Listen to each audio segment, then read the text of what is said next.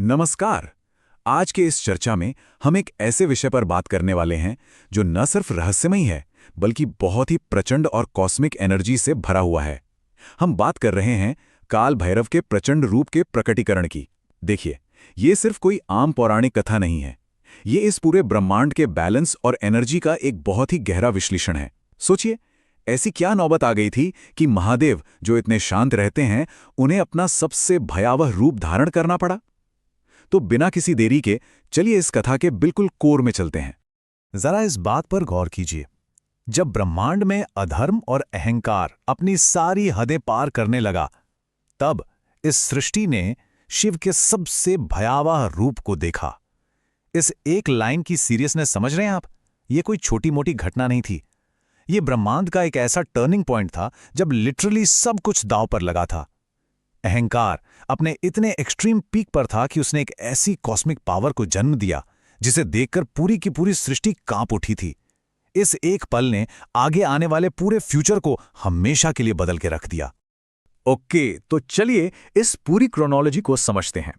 ये सब शुरू होता है डॉन ऑफ क्रिएशन से, यानी जब सृष्टि बनी ही थी। फिर आता है दूसरा फेज, अहंकार का उदय, जिसने हर जगह एक इम्बैलेंस पैदा कर दिया। फिर तीसरा और सबसे थ्रिलिंग फेज, जब महादेव की तीसरी आंख खुलती है। चौथा फेज बिल्कुल क्रूशल है, काल भैरव का जन्म। और फाइनली पांचवा फेज, जहां इस अहंकार का पूरी तरह से विनाश होता है। ये टाइमलाइन हमें साफ दिखाती है कि कैसे घमंड ने कॉस्मिक पीस को डिस्टर्ब किया और एक ऐसी शक्ति का आना जरूरी हो गया था जिससे रोका नहीं जा सकता था। तो आखिर ये सब शुरू कैसे हुआ? कहते हैं कि सृष्टि के शुरुआती दौर में ब्रह्मा जी अपने ज्ञान और शक्ति के नशे में पूरी तरह चूर हो गए थे। उन्होंने लिटरली खुद को सबसे महान घोषित कर दिया। अब आप खुद सोचिए, जब सृष्टिकर्ता खुद ही इतने अहंकार में डूब जाएं, तो आगे क्या होगा? बैलेंस तो बिगड़ेगा ही ना। इसका नतीजा ये हुआ कि देवताओं और ऋषियों के बीच पैनिक फैलने लगा। जो इस यूनिवर्स का बेसिक स्ट्रक्चर था ना, वो इस अहंकार के बोझ तले बुरी तरह से चरमराने लगा था। अब जब सिचुएशन ऐसी आउट ऑफ कंट्रोल हो जाए तो कोई ना कोई तो एक्शन लेगा। कैलाश पर ध्यान में बैठे महादेव ये सब बिल्कुल शांति से देख रहे थे, पर अचानक उनका ध्यान टूटता है और उनकी तीसरी आंख खुल जाती है। उस एनर्जी का आप सिर्फ अंदाजा लगाइए। उनकी उस आंख से उनके क्रोध की एक इतनी प्रचंड आग निकली जिसने पूरे ब्रह्मांड को, हर एक ग्रह, हर एक नक्षत्र को बिल्कुल झकझोरकर रख दिया। और उसी धधकती हुई आग से जन्म हुआ एक ऐसी शक्ति का जिसकी किसी ने कल्पना भी नहीं की थी, काल भैरव का। जब वो आग थोड़ी शांत हुई तो जो रूप सामने आया वो सच में रोंगटे खड़े कर देने वाला था। एक बेहद विशाल शरीर जो पूरी तरह से शमशान की राख से ढका हुआ था। देखिए, ये आग सिर्फ कोई दिखावा नहीं है, ये इस अल्टीमेट सच का प्रतीक है कि आखिर में चाहे जो हो, सब कुछ इसी राख में ही मिल जाना है। और उस राख से ढके शरीर में जो चीज सबसे ज्यादा डरावनी थी, वो थी उनकी आंखें। उन आंखों में दया या शांति का कोई नामो निशान नहीं था। उनमें धधक रही थी सृष्टि के विनाश की आग। उन्हें देखकर ऐसा लग रहा था मानो यूनिवर्स का हर एक कण उनकी आंखों की गहराई और उस क्रोध में बस अभी जलकर भस्म हो जाएगा। उनके बाल लंबे और बिखरे हुए जो पूरे आकाश में फैले थे। एक हाथ में था ब्रह्मांड को भेदने वाला त्रिशूल और दूसरे में डमरू, जिसकी आवाज से लिटरली दिशाएं कांप रही थीं। और हाँ, गले में मुंडों यानी खोपड़ियों की माला झूल रही थी। ये पूरा रूप एक ही झटके में ये क्लियर कर रहा था कि एग्जिस्टेंस का इससे ज्यादा उग्र और रौद्र रूप कोई और हो ही नहीं सकता। इसी के साथ एक और बहुत ही दिलचस्प और रहस्यमयी डिटेल जुड़ती है। उनके साथ था एक काले रंग का श्वान, यानी एक कुत्ता। वैसे ये कोई आम जानवर नहीं था, ये काल भैरव की सवारी था, उनका साथी। ये उनकी मिस्टीरियस एनर्जी का एक ऐसा हिस्सा था जो उस माहौल के उस खौफ को और भी ज्यादा डार्क और गहरा बना रहा था। उसके बाद जैसे ही काल भैरव ने आगे बढ़ने के लिए अपना पहला कदम रखा, उस एक कदम के बोझ से पूरी की पूरी धरती कांप उठी।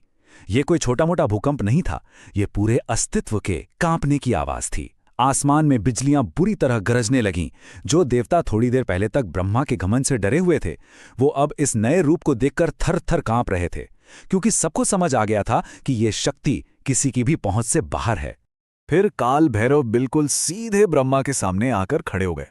हैरानी की बात देखिए, उस वक्त भी ब्रह्मा का अहंकार टूटा नहीं था, पर अगले ही पल काल भैरव ने एक इतना प्रचंड वार किया कि एक ही झटके में ब्रह्मा के उस अनंत घमंड के परखच्चे उड़ गए, हमेशा के लिए। और उस भयानक प्रहार के बाद पूरे ब्रह्मांड में एक सन्नाटा छा गया, बिल्कुल पिन ड्रॉप साइलेंस। कोई आवाज नहीं, कोई वाइब्रेशन नहीं, एक ऐसा सन्नाटा जिसमें सिर्फ और सिर्फ परम सत्य की गूंज थी। तो यहां सबसे बड़ी टेकअवे क्या है? उस दिन उस गहरे सन्नाटे में सृष्टि को एक बहुत बड़ा लेसन मिला। सबने ये जान लिया कि समय यानी वक्त से बड़ा कोई नहीं है। और ये जो विनाशकारी शक्ति उनके सामने खड़ी थी ना, काल भैरव, वो खुद समय का विनाशकारी रूप थे। वो समय के देवता हैं। चाहे कोई भी जन्म ले, कितना भी अहंकार पाल ले, एंड में आकर उसको वक्त के इस रूप के सामने अपना सर झुकाना ही पड़ता है। खैर, इस सब कॉस्मिक विनाश के बाद महादेव ने काल भैरव को एक बहुत ही नई और अहम जिम्मेदारी दी। उन्हें काशी का रक्षक बना दिया गया। सोचकर देखिए, यूनिवर्स का जो सबसे गुस्से वाला और डिस्ट्रक्टिव रूप था, वही अब एक इटर्नल गार्जियन यानी एक शाश्वत संरक्षक बन गया, काशी का कोतवाल।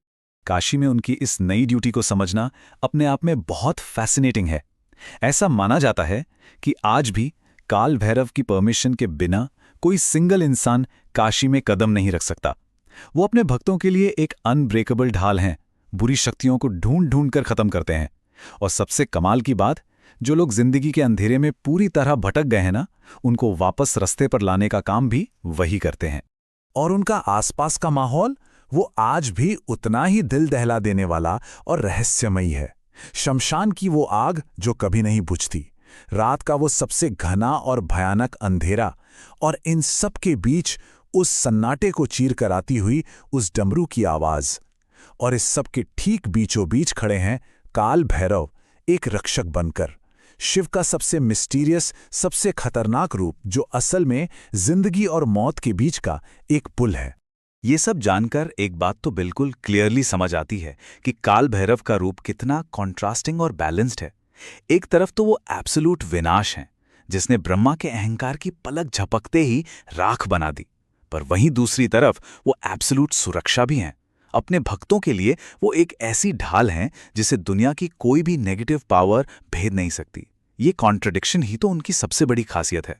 यही बैलेंस उनके गुस्से और उनके इंसाफ में भी दिखता है। देखिए, उनका जन्म ही महादेव के एक्सट्रीम गुस्से से हुआ था, लेकिन यहां कैच ये है कि उस गुस्से का मकसद सिर्फ तोड़फोड़ करना नहीं था। उस क्रोध के कोर में था न्याय यानी जस्टिस।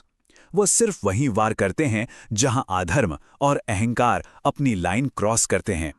उनका क्रोध कॉस्मिक लेवल पर जस्टिस मेंटेन करने का बस एक जरिया है। और अब आते हैं सबसे प्रोफाउंड कंपैरिजन पर, वो है अंधकार। शमशान की राख लीजिए, रात का घनघोर अंधेरा लीजिए, या खुद उनका श्याम रंग देखिए। लेकिन क्या आपने सोचा है कि मोक्ष यानी मुक्ति का रास्ता भी इसी अंधेरे से होकर गुजरता है? ये हमें ये सिखाता है कि जब तक हम अपने सबसे गहरे डर और अपने अंदर के उस अंधेरे को फेस नहीं करते, तब तक हमें सच्ची मुक्ति कभी मिल ही नहीं सकती। ओम काल भैरवाय नमः। काल भैरव का ये प्रचंड रूप हमें जिंदगी के सबसे कठोर सच के आमने सामने लाकर खड़ा कर देता है। और आज की इस चर्चा को खत्म करते हुए एक बहुत ही गहरा सवाल पीछे छूट जाता है।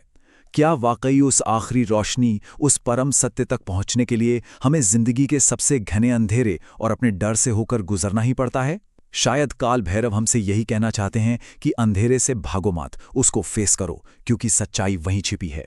इसी थॉट प्रोवोकिंग सवाल के साथ हम आज के इस विश्लेषण को यहीं रोकते हैं।